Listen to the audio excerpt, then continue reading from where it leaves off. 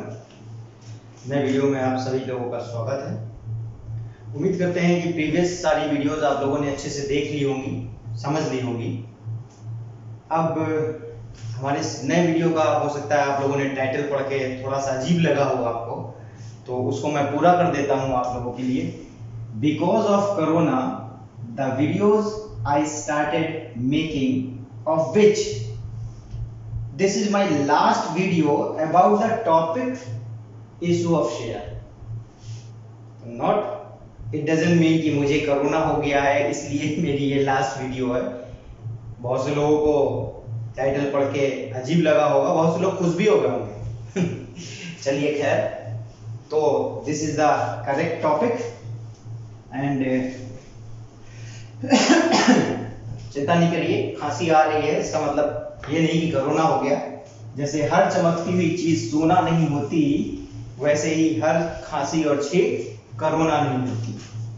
ठीक है, तो इशू ऑफ शेयर का ऑलमोस्ट आज ये हम लोगों का लास्ट टॉपिक है, जिसके बाद ऑलमोस्ट हम लोगों का इशू ऑफ शेयर खत्म हो जाएगा। ठीक, तो चलिए अपार्ट फ्रॉम जोक हम लोग सीधे सीधे टॉपिक पे आते हैं। आज के टॉपिक का नाम है हम लोगों का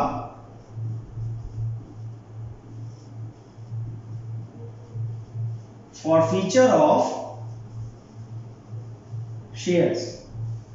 फॉरफीचर ऑफ शेयर्स। अब पहले इसकी मीनिंग जान लेते हैं कि फॉरफीचर ऑफ शेयर्स का मतलब क्या होता है। फॉरफीचर का मतलब होता है कैंसिलेशन, या अगर हिंदी में बोले तो जब्त कर लेना, किसी चीज को, दी हुई चीज को वापस ले लेना।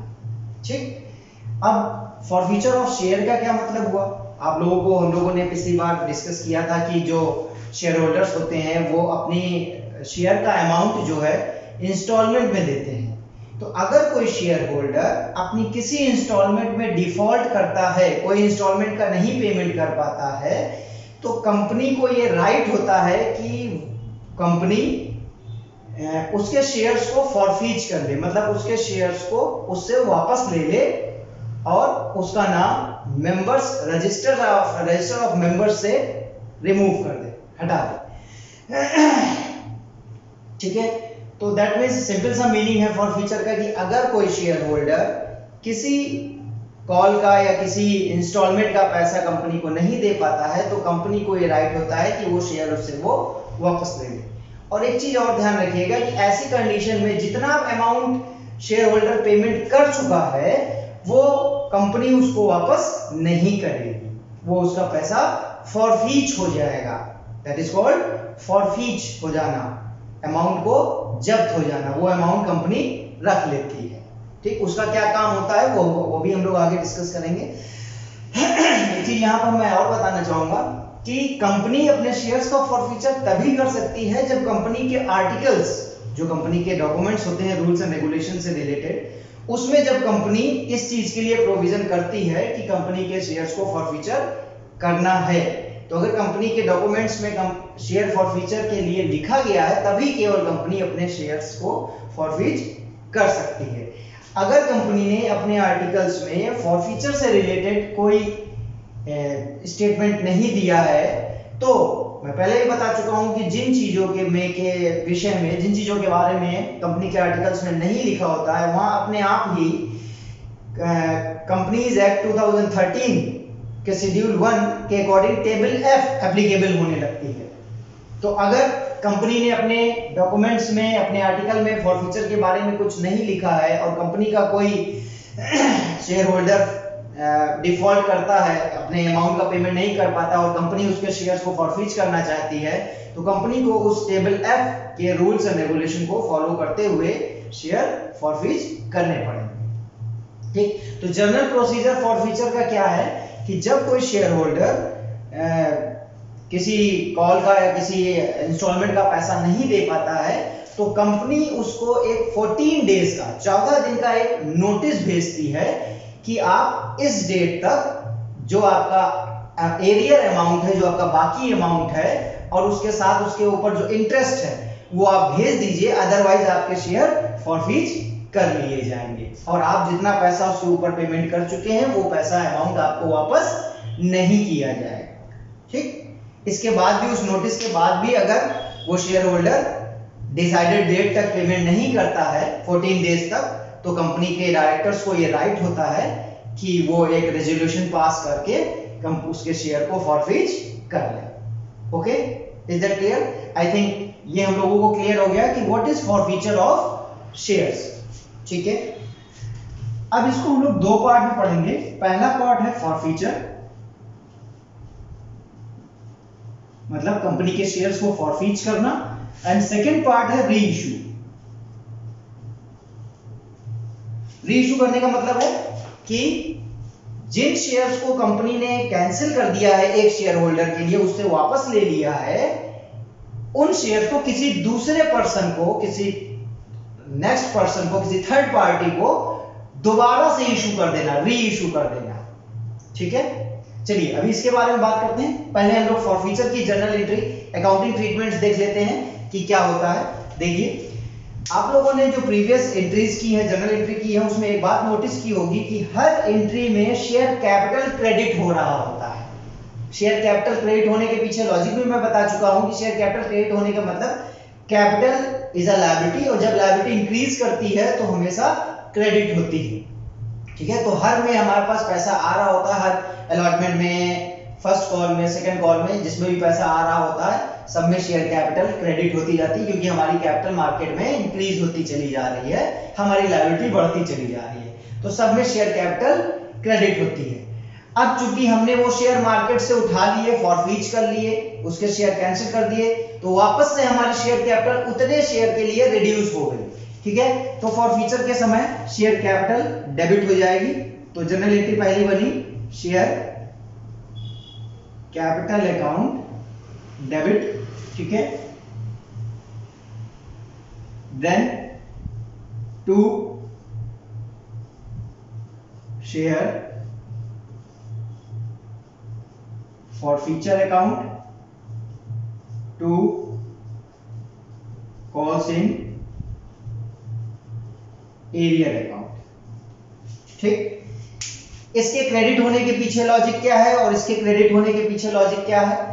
जब आपका कॉल इन एरियर हुआ होगा, जिसकी वजह से आप ये फॉरफीच कर रहे हैं, उस समय आपने कॉल इन एरियर को डेबिट किया था, तो अब वो अकाउंट क्लोज कर रहे हैं, क्योंकि अब हम उस शेयर होल्डर को बिजनेस से हटा रहे हैं, उसके शेयर कैंसिल कर दे रहे हैं। तो शेयर कॉल इन एरियर जब डेबिट हुआ था, तो अब कॉल इन एरियर को हमने क्रेडिट करके वो अकाउंट क्लोज कर दिया। ठीक है, फॉरफीचर के लिखा क्रेडिट होने के पीछे लॉजिक ये है कि ऑन दैट टाइम, जिस समय उसके शेयर फॉरफीच हम कर रहे हैं, उसका पैसा जो मिल चुका है हमें, उसे वापस नहीं करेंगे। वो पैसा हमने जब्त कर लिया, वो पैसा कंपनी का सडन प्रॉफिट हो गया, तो एक तरह से कंपनी के लिए वो प्रॉफिट है ऑन दैट टाइम, इसलिए इसको हमने क्रेडिट कर दिया शेयर फॉरफीचर अकाउंट। अब देखिए एक चीज, कैपिटल में हमेशा कॉल्ड अप अमाउंट पड़ता है, कॉल्ड अप वैल्यू पड़ती है, कॉल्ड अप वैल्यू। ये क्या चीज है ये भी अभी हम डिस्कस करेंगे आगे, अभी आप ऐसे ही समझ लीजिएगा। फॉरफीचर में पेड अमाउंट या पेड वैल्यू, पेड वैल्यू का मतलब जितना पैसा पेमेंट हो चुका है। कॉल इन एरियर में unpaid amount, unpaid value, call in arrear में अनपेड वैल्यू, जितनी वैल्यू पेड नहीं हुई थी। फॉर एग्जाम्पल 10 रुपए का अगर शेयर था और उसमें से 7 रुपए मिल गए थे, 3 रुपए नहीं मिले थे, तो यहां पे पड़ेगा 10 रुपए का अमाउंट। यहां पर 7 रुपए मिल गए थे, 3 रुपए नहीं मिले थे, 7 रुपए मिल गए थे, 3 रुपए नहीं मिले थे, तो पेड वैल्यू में 7 रुपए, अनपेड वैल्यू में 3 रुपए। ठीक, ये हो गया हमारा। ओके, ये आपकी फॉरफीचर की एंट्री आपकी बन गई। क्लियर? अभी मैं एग्जांपल से हम लोग इसको समझेंगे, तो अभी फिलहाल आप इतना समझते चलिए। देन अब री इशू पे आ जाते हैं। री इशू का मतलब मैंने बताया, जिन शेयर को हमने एक शेयर होल्डर से छीन लिया है, उसको किसी नेक्स्ट शेयर होल्डर, किसी नए शेयर होल्डर को इशू कर देना। ठीक है, अब जब शेयर का री इशू होता है, तो हम सबको मालूम है कि कंपनी अपने share at par, at premium कर सकती है, लेकिन एट डिस्काउंट करने पे कंपनी के ऊपर रिस्ट्रिक्शंस हैं। कंपनी एक्ट के अकॉर्डिंग कंपनी अपने फ्रेश इशू, पहला इशू डिस्काउंट पे नहीं कर सकती है। लेकिन ध्यान रखिएगा, अगर री इशू कर रही है कंपनी, तो कंपनी एट पार भी री इशू कर सकती है, एट प्रीमियम भी रीइश्यू करती है और एट डिस्काउंट भी रीइश्यू कर सकती है। ठीक है, जनरली कंपनी जो रीइश्यू करती है ज्यादातर मोस्ट ऑफ द केसेस में वो एट डिस्काउंट ही करती है, कम प्राइस पे ही बेचती है ताकि वो शेयर्स कंपनी के पास बचे ना, जो हमने एक से लिए हैं, वापस लिए हैं, छीन लिए हैं, फॉरफीच कर लिए हैं, वो तुरंत जल्दी से हम दूसरे को इशू कर दे। तो इसलिए मोस्ट ऑफ द केसेस में ज्यादातर कंपनी रीइश्यू जो करती है वो एट डिस्काउंट ही करती है। लेकिन यहां पर ध्यान रखने के लिए एक बात बहुत जरूरी है आपके लिए कि डिस्काउंट का प्राइस ज्यादा से ज्यादा उतना ही हो सकता है जितना पहले वाले का अमाउंट हमने फॉरफीच किया है। इसको इस तरह से समझिए, फॉर एग्जांपल आपने एक बाइक खरीदी थी इंस्टॉलमेंट पे, ठीक है, 50,000 की बाइक वो आपने खरीदी थी। ओके, आपने 30,000 रुपए का कंपनी को पेमेंट कर दिया था जिससे खरीदी थी आपने। ठीक है, 30,000 का आपने उसको पेमेंट कर दिया था, 20,000 देना बाकी रह गए थे, आप नहीं दे पाए, तो कंपनी ने वो बाइक तुमसे छीन ली, तुमसे वो बाइक फॉरफीच कर ली। ठीक है, एज ए शेयर होल्डर अपने आप को भी समझिए। ठीक, तो जब कंपनी ने वो बाइक छीन ली और आपने कितना पैसा दे चुके हैं, 30,000 आप दे चुके हैं, तो 30,000 वो पैसा आपका जब्त हो गया। अब कंपनी उस बाइक को किसी थर्ड पर्सन को बेचना चाह रही है, तो कंपनी कम से कम कितने में बेचेगी कि उसका नुकसान ना हो। भाई कंपनी ने, मैंने बताया कि बाइक आपके लिए 50,000 की थी, इंस्टॉलमेंट में आप पैसा दे रहे थे, 30,000 आपने पेड कर दिया है, अभी आपने 20,000 अनपेड है, तो कंपनी अब जो किसी नेक्स्ट पर्सन को वो बाइक बेचेगी तो वो चाहेगी कि उसको कितना मिल जाए, 20,000 कम से कम तो मिल ही जाए, क्योंकि अगर इससे कम पे बेचेगी कंपनी तो उसको नुकसान हो जाएगा। तो दैट मींस कंपनी ने उस नए पर्सन को मैक्सिमम डिस्काउंट कितना दिया, 50,000 की थी, 20,000 कंपनी चाह रही है, मतलब मैक्सिमम डिस्काउंट उसको दिया कितने का, 30,000, क्योंकि उसने 30,000 रुपए आपसे फॉरफीच कर रखे हैं कंपनी ने। तो मैक्सिमम डिस्काउंट सिर्फ उतना ही दिया जा सकता है जितना पहले शेयर होल्डर से अमाउंट फॉरफीच किया गया है, जिससे कंपनी को कोई नुकसान ना हो। आई थिंक ये क्लियर हो गया होगा आपको। ठीक है, तो रीइश्यू की क्या एंट्री होती है देखिए। और एक चीज ध्यान रखिएगा कि रीइश्यू ज्यादातर जब होते हैं तो अमाउंट इंस्टॉलमेंट में नहीं लिया जाता है, पूरा अमाउंट एक साथ ले लिया जाता है। ठीक है, तो जिसके लिए एक सिंगल एंट्री ही पास हो जाती है। देख लीजिए क्या होगी, bank account debit,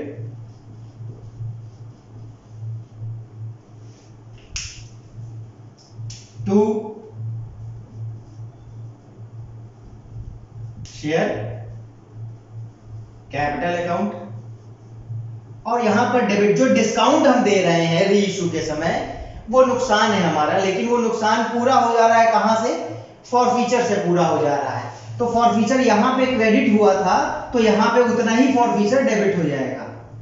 share forfeiture account भी डेबिट, अमाउंट यहां पे जितना अमाउंट मिल गया बैंक इसलिए डेबिट हुआ, रिसीव्ड अमाउंट या रीइश्यू अमाउंट, रीइश्यू अमाउंट, यहां पर डिस्काउंट का अमाउंट, यहां पर called up value, again called up value, ये ध्यान रखना है हमें। ठीक है, तो ये फॉरफीचर और रीइश्यू की एंट्रीज हो गई। फॉर एग्जांपल जैसे अब ये जो हमने लिया था कि 10 रुपए का शेयर था, 7 मिल गए थे, 3 नहीं मिले थे, तो ये एंट्री पास हो गई थी, इसमें हमने 7 रुपए फॉरफीच कर लिए थे। अब हमने मान लिया कि जो हमने रीइश्यू किया वो हमने 6 रुपए में रीइश्यू किया, तो अमाउंट कैसे पड़ेगा, 10 वाला शेयर 6 में इशू किया तो बैंक में पड़ जाएगा 6 रुपए। ठीक है, फॉरफीचर में नुकसान कितने का हुआ, ऑर्डर वैल्यू में आ जाइए, पहले ऑर्डर वैल्यू में 10 डाल लीजिए क्योंकि 10 रुपए की कॉल कर ली गई है, ये हो गई 10 रुपए, और डिस्काउंट कितना हो गया, 10 वाला शेयर 6 में दिया, 4 रुपए का नुकसान हो गया था तुम्हारा, वो नुकसान तुमने फॉरफीचर से पूरा कर लिया, तो ये 4 रुपए यहां पर आ गए। क्लियर, ठीक, ये 4 रुपए इसमें से निकल के 7 में से वो 4 रुपए का नुकसान हमने पूरा कर लिया। Is that clear? ये फॉरफीचर की हो गई, ये रीइश्यू की हो गई। रीइश्यू के समय एक एंट्री और की जाती है कि अभी मैंने आपको बताया कि ये फॉरफीचर जो है क्रेडिट होने के पीछे लॉजिक क्या है कि ये आपका प्रॉफिट है, ठीक। तो ये प्रॉफिट किस लिए रख रखा है हमने, किस लिए रोक रखा है, ताकि जब हम रीइश्यू करेंगे तो उसमें जो नुकसान होगा उसको इससे पूरा करेंगे। जैसे यहाँ के एग्जाम्पल में हमने 4 रुपए का नुकसान हुआ, तो इस 7 रुपए में से वो 4 रुपए का नुकसान हमने पूरा कर लिया। इधर क्लियर। अभी क्या करना है, अब इस अकाउंट में जितना पैसा बचा होगा वो ट्रांसफर कर दिया जाता है कैपिटल रिजर्व अकाउंट में। अब कैपिटल रिजर्व क्या होता है, जो सडन प्रॉफिट, कैपिटल नेचर के जो प्रॉफिट होते हैं उनसे जो रिजर्व बनाया जाता है उसे कैपिटल प्रॉफिट बोलते हैं। इन शॉर्ट अभी फिलहाल आप इतना समझिए। तो एक एंट्री और पास हो जाएगी, ये अकाउंट बंद हो जाएगा और उसकी जगह एक नया अकाउंट ले लेगा जिसका नाम होगा कैपिटल रिजर्व। जनरल एंट्री क्या होगी, ये अकाउंट बंद हो रहा है, जब ओपन हुआ था तो क्रेडिट हुआ था, बंद होगा तो डेबिट हो जाएगा। तो share forfeiture account debit to capital reserve account. Amount कितना पड़ेगा भाई इसमें, 7 रुपए का हमने फॉरफीच किया था, अमाउंट जब्त किया था जिससे भी पैसा मिला था हमको। 4 रुपए का नुकसान पूरा हो गया, तो 7 में से 4 रुपए तो हमने नुकसान पूरा कर लिया, इसमें पैसा बचा कितना, 3 रुपए का, तो वो 3 रुपए यहां चलेगा। क्लियर, आ गई बात समझ में। तो ये आपकी पूरी एंट्रीज हो गई फॉरफीचर की और रीइश्यू, ठीक है। इसको अच्छे से समझ लीजिएगा। अब मैं एक एग्जांपल लेकर के आपको एक पूरा क्वेश्चन सॉर्ट ऑफ करके दिखा देता हूं कि कैसे होगा। चलिए ठीक है, इसको मैं मिटा रहा हूं, इसको आप वीडियो पॉज करके इसको समझ लीजिएगा, उतार लीजिएगा।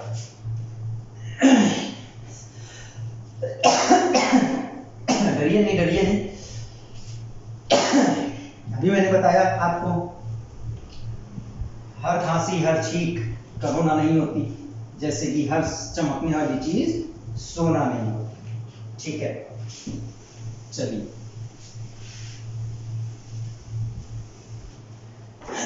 एक एग्जांपल ले लेते हैं हम लोग, ध्यान से समझिएगा।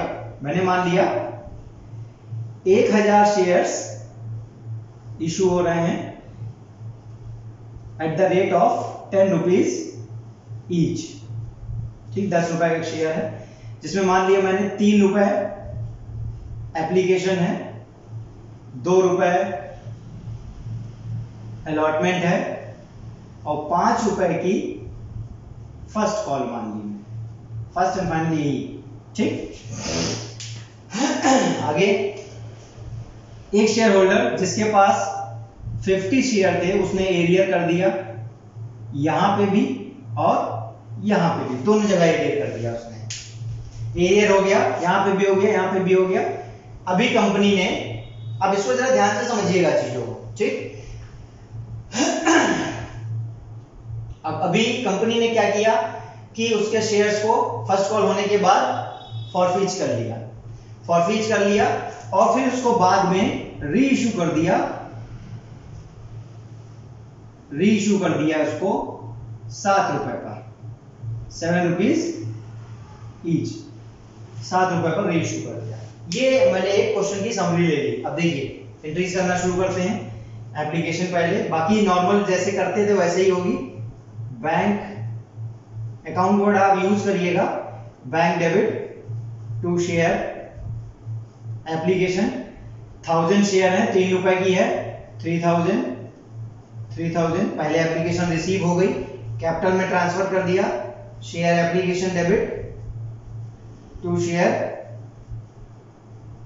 कैपिटल 3000, ठीक। देन अलॉटमेंट ड्यू हुई आपकी, share allotment debit to share capital, 2 रुपए की अलॉटमेंट है, 1000 शेयर टोटल है तो 2000 देन रिसीव कर रहे हैं बैंक डेबिट, यहीं पर एरियर भी है इसमें, तो यहां पर कॉल्स इन एरियर भी debit, calls in arrear debit to share allotment amount 2000 रुपए का अलॉटमेंट है तो 2000 से यहाँ डेबिट हुआ था तो ये 2000 से पहले तो क्रेडिट हो गया। अब कॉल इन एरियर में कितना पड़ेगा, 50 शेयर के हमने एरियर हुआ है और 2 रुपए की है, 50 इंटू 2 मतलब 100 रुपीज, और यहाँ पर बचा कितना 1900, ये बैंक में चलेगा यार फिर, तो ये एरियर हो गया। फर्स्ट कॉल ड्यू कर लेते हैं जल्दी से, share first call debit, first and final call, जहां फाइनल कॉल होगी वहां पर उसके साथ फाइनल वर्ड भी यूज होगा, ध्यान रखिएगा, मैंने नहीं लगाया है, इसका ये मतलब नहीं कि आप ना यूज करें। टू शेयर कैपिटल 1000 शेयर है, 5 रुपए की कॉल है, 5000 ये ड्यू हो गया आपका, ठीक। अब फर्स्ट कॉल को रिसीव कर लेते हैं, देखिए रिसीव कर रहा है यहां पर, bank account debit to share, sorry arrear भी है तो एरियर भी डेबिट करेंगे, calls in arrear debit to share first and final call, 5000 receive होनी थी, पहले तो 5000 आपने यहां पर क्रेडिट कर लिया। 50 शेयर पे एरियर है, 5 रुपए की कॉल है तो 50 इंटू 5, 50 मल्टीप्लाइड बाई 5 250, अब 4750 ये आपका रिसीव हो गया है, ठीक। ये फर्स्ट कॉल रिसीव हो गई आपकी, एरियर जो था वो हो गया। अब डिफॉल्ट जिसने किया, जिस शेयर होल्डर ने, जिसके पास 50 शेयर थे, उसको कंपनी ने नोटिस भेजी 14 डेज के, लेकिन वो नालायक, वो बेशर्म, उसके बाद भी पैसा नहीं दिया उसने, तो कंपनी ने क्या डिसाइड किया कि इस नालायक को कंपनी से आउट करो, निकालो बाहर, ठीक है। तो कंपनी के डायरेक्टर ने मिलकर एक रेजोल्यूशन पास किया जिससे कि उसके शेयर कैंसिल कर दिए गए और उसने जितना पैसा दिया था, मतलब ये जो 3 रुपए उसने दे रखे थे पहले, उसको वापस नहीं किए गए, वो कंपनी ने जब्त कर लिए। चलिए फॉरफीचर की एंट्री क्या मैंने बताई थी, शेयर कैपिटल डेबिट हो जाएगी क्योंकि कैपिटल कैंसिल हो रही है, कम हो रही है, देखिए हर जगह कैपिटल क्रेडिट हो रही है, दो यहाँ पे भी हर जगह क्रेडिट हो रही थी, ठीक है, लेकिन अब जब कैंसिल होगी तो कैपिटल डेबिट हो गई, शेयर कैपिटल अकाउंट डेबिट। 2 में क्या क्या बताया है हमने, शेयर फॉरफीचर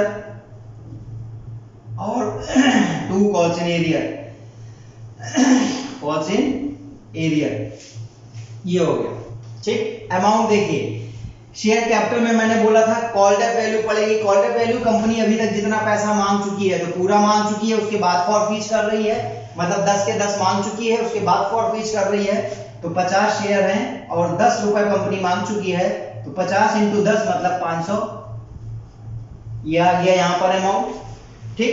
फॉरफीचर में मैंने बताया था पेड अमाउंट, जितना अमाउंट पेड कर दिया उसने, तो क्या पेड किया उसने, सिर्फ 3 रुपए पेड किया है, तो 50 इंटू 50 इंटू 3 ये सिर्फ पेड किया है, तो ये हो गया 150, ठीक है। एरियर में मैंने बताया था जितना अमाउंट अनपेड है, जो नहीं पेड किया, क्या नहीं पेड, अनपेड क्या क्या है, ये और ये, मतलब टोटल 7 रुपीज जो है, 5 और 2 7 रुपए टोटल आपके अनपेड है, तो क्या हुआ 50 इंटू 7, तो ये हो गया आपका 350। कॉल इन एरियर के अमाउंट ऐसे भी देख सकते थे आप कि यहाँ पे कॉल इन एरियर 100 रुपए की है और यहाँ पे कॉल इन एरियर 250 की है, तो 100 और प्लस 250 दोनों मिला के 350 हो रहा, ऐसे भी निकाल सकते हैं, ठीक। लेकिन this is the better way कि आप इस तरह से निकालें कि जितने शेयर हैं उतने पे, क्योंकि कभी कभी आगे चल के कुछ क्वेश्चंस ऐसे हमको मिलेंगे कि कंपनी सारे शेयर होल्डर्स के शेयर को फॉरफीच नहीं करेगी, हो सकता है कि जितने लोगों ने डिफॉल्ट किया है सबको फॉरफीच ना करे, कुछ को मौका भी दे दे कि आपको कुछ मौका और दिया जा रहा है, आप पेमेंट करिए, और कुछ के हो सकता है फॉरफीच कर ले, तो ये बेटर तरीका आपके लिए उस समय पर होगा कि जितने शेयर फॉरफीच किए जा रहे हैं उसका एरियर इसी तरह निकालें कि 50 शेयर फॉरफीच कर रहे हैं और 7 रुपए उस पे अनपेड है, तो 50 इंटू 7 आपका ये आ जाएगा 350। चलिए ये फॉरफीच भी हो गया, बीइंग शेयर फॉरफिटेड। अभी फॉरफीच के बाद अगली कंडीशन है कि कंपनी ने उन शेयर्स को री इशू कर दिया, कितने पे, 7 रुपए पे, तो री इशू कर दिया, तो एंट्री क्या मैंने बताई थी, बैंक डेबिट, जो नुकसान हो रहा है वो फॉरफीचर से पूरा होगा, share forfeiture account debit to, फिर से शेयर कैपिटल बढ़ रही है तो शेयर कैपिटल फिर से क्रिएट हो गई, टू शेयर कैपिटल। अमाउंट देखिए मैंने बताया था कैपिटल में कॉल्ड अप वैल्यू, तो कंपनी कब रीइश्यू कर रही है, जब रीइश्यू कर रही है उस समय कंपनी पूरे पैसे मांग चुकी थी, मतलब 10 रुपए मांग चुकी थी, तो 50 शेयर इंटू 10 500 यहां पे भी आ गया। बैंक में कितना अमाउंट, कितने में रीइश्यू हो रहे हैं, 7 रुपए में, तो 50 इंटू 7 350, ठीक, ओके। अच्छा एक चीज यहां पर कर लेते हैं, अदरवाइज आपको समझ में नहीं आएगी, इसको 7 की जगह 8 कर लेते हैं, ठीक है। तो ये 50 इंटू 8 हो जाएगा, 50 इंटू 8। ऐसा मैंने क्यों किया अभी मैं बता रहा हूं आपको। 8 रुपए में रीइश्यू कर दिया, तो 50 इंटू 8 हो जाएगा आपका यहाँ पर 400 रुपीज। अब नुकसान कितने का हुआ, 500 वाली चीज 400 में रीइश्यू कर रहे हैं, 100 रुपए का नुकसान हुआ, तो 100 रुपीज यहाँ पर नुकसान में आ गए, ठीक है, ओके। नाउ हमने बताया था जितना पैसा फॉरफीचर में अब बचा होगा वो कहां पे ट्रांसफर हो जाएगा, एक नए अकाउंट में हो जाएगा जिसको बोलते हैं कैपिटल रिजर्व। तो जनरल एंट्री हो गई शेयर फॉरफीचर डेबिट, क्योंकि यहाँ पे क्रेडिट हुआ था, अब इसको बंद कर रहे हैं, डेबिट कर दिया। और to capital reserve, to capital reserve 150 रुपए फॉरफीच किए थे, 100 रुपए का नुकसान पूरा हो गया, 150 में से 100 पूरा कर लिया नुकसान, बचे कितने इस अकाउंट में, 50 रुपए, मतलब 150 में से माइनस 100 करके बचे कितने आपके 50 रुपीज। तो ये 50 रुपीज आपके कैपिटल रिजर्व में ट्रांसफर कर दिए गए, बीइंग अमाउंट ट्रांसफर्ड। बस दैट्स इट, ये हो गई। ये मैंने इसलिए 8 रुपए यहाँ पे किया कि अगर 7 रहने देता तो नुकसान भी पूरा 150 का होता, जितना यहाँ फॉरफीच किया था पूरा नुकसान होता। दैट्स ओके, तब भी ठीक था, लेकिन उसके बाद फिर ये एंट्री ना करते हम, क्यों, क्योंकि जितना नुकसान था वो पूरा आपने, मतलब जितना फॉरफीच किया था वो पूरा नुकसान कंप्लीट करने में, कंपनसेट करने में यूज कर लिया आपने, इसलिए तब ये एंट्री यहाँ पर ना होती, क्योंकि फॉरफीचर में कुछ पैसा बचता ही ना। 150 रुपए आपने दूसरे से छीने थे, और जब किसी थर्ड पार्टी को आपने शेयर इशू किए तो वो 150 रुपए यूज हो गए नुकसान पूरा करने में, तो इसमें कुछ बचता नहीं, तो ये एंट्री ना होती आपकी, ठीक है। तो ये एंट्री भी हो जाए हमारे एग्जाम्पल में, इसलिए मैंने इसको 8 रुपए मान लिया। अब ये 7 मतलब अब इससे एक चीज हमको और सीखने को मिली कि ज्यादा से ज्यादा ये मतलब डिस्काउंट 3 रुपए का पर शेयर दे सकता था, मतलब 7 रुपए से कम पे रीइश्यू नहीं कर सकता था। 7 तक अगर रीइश्यू कर रहा था तब तो ठीक है कि 150 रुपए का ही नुकसान हो रहा था, 50 इंटू 3 नुकसान हो रहा था, वो पूरा हो जाता 150 का यहाँ से, ठीक। लेकिन अगर ये चाहे 6 पे कंपनी रीइश्यू कर दे किसी को, तो 6 पे नहीं कर सकती थी, 4 रुपए का डिस्काउंट नहीं दे सकती थी कंपनी। क्यों, क्योंकि कंपनी जो छीने थे वो तो 3 ही रुपए छीने थे, तो हर शेयर पे 3 का ही डिस्काउंट दे सकती थी, 3 फॉरफीच किए थे, 4 का डिस्काउंट नहीं दे सकती थी। यही चीज हम लोग डिस्कस कर चुके हैं कि कंपनी मैक्सिमम अमाउंट का डिस्काउंट उतना ही दे सकती है जितना उसने पहले वाले शेयर होल्डर से फॉरफीच किया है। आगे बात समझ में, ठीक। चलिए, तो ये आपका एक क्वेश्चन भी कंप्लीट हो गया है, ठीक।